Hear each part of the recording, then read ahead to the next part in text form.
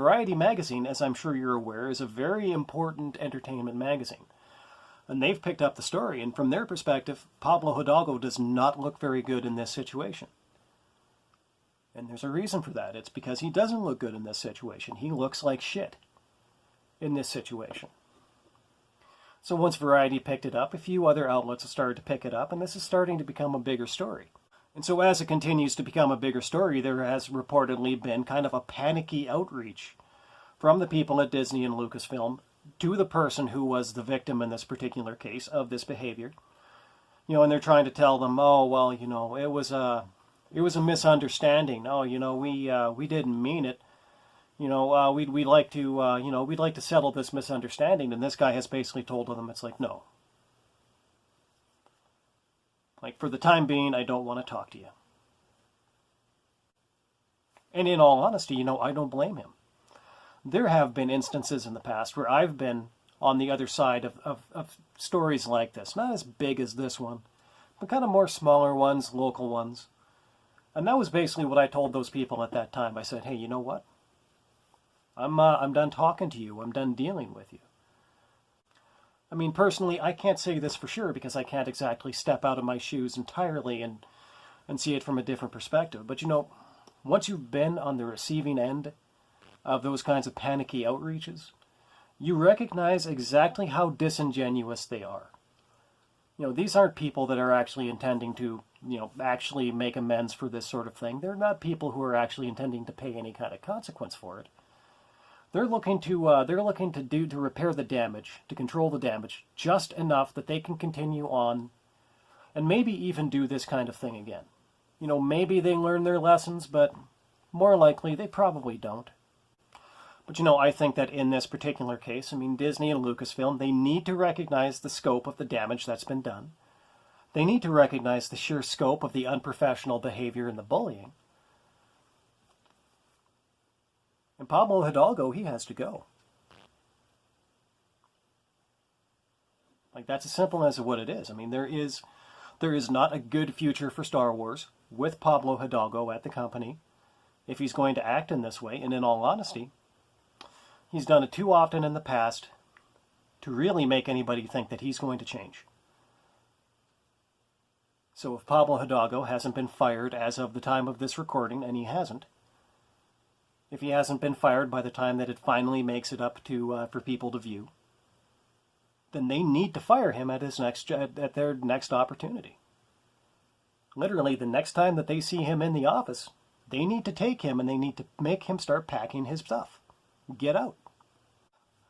Because for one thing, not only does Pablo Hidalgo's conduct in this case speak to very, very poor judgment, but quite frankly, it also speaks to abysmally low character. Now, if Disney and Lucasfilm think that they can't lose their fans over something like this, like if they think that they can't lose their fans, let alone over things like this, they haven't looked both ways. I do actually know people who describe themselves as Star Wars fans who tell me that they haven't seen The Rise of Skywalker. That after the way that the company conducted itself after the Last Jedi, after the very poor, just objectively bad movie that they pumped out with The Last Jedi, and after the way that they conducted themselves after that, they basically said, it's like, sat out The Rise of Skywalker. I think, and I would hope that maybe some of them have come back to see The Mandalorian, but that's becoming a very tough sell. Of all the things that you could say about Pablo Hidalgo's conduct, one thing that you can't say about it is that it doesn't really incentivize people to support the studio because they want to support the people that are running it. As a matter of fact, it kind of incentivizes people to do the opposite. It incentivizes people to take their money and walk away because you don't want to support people like that. And up until this instant, there were a lot of fans that were very excited. There was the shareholders call that Disney did recently, the shareholders presentation, where they're going through all the different things that they were going to do, and they were just, there's 10 different Star Wars projects coming out in the next few years. There's a Rogue Squadron movie.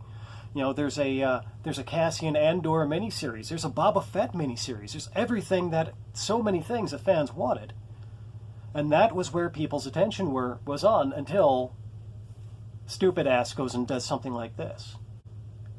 And now the public's attention is on the detail that one of their top executives is assaulting little shitty little bully.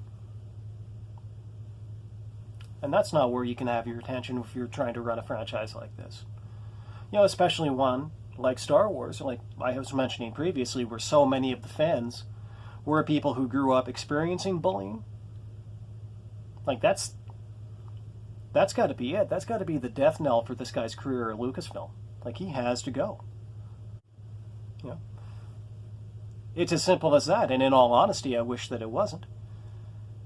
I would much rather see somebody succeed than see somebody fail. But you know what? I mean, Pablo Hidalgo, he made his choices, and now it is finally time for some of these people that are making these kinds of choices at Lucasfilm. It's finally time for some of these people to pay a price for it. And if that means that Pablo Hidalgo has to be an example for the rest of them, if his head on a pike being paraded around the Lucasfilm offices is what it takes to remind some of these people that you are not what is important about Star Wars, it's the fans, then that is exactly what Disney and Lucasfilm had better do. And if they haven't done it by now, they better do it soon. They better do it literally the next time that they see him. And if they know what's good for themselves, and if they know what's good for the massive investment that they've made in this franchise, that's exactly what they're going to do. But you know, regardless of what eventually does come out of that situation, it's just going to be another little stage of the long, shitty march that was 2020. And ladies and gentlemen, I am happy to say to you that it is finally over.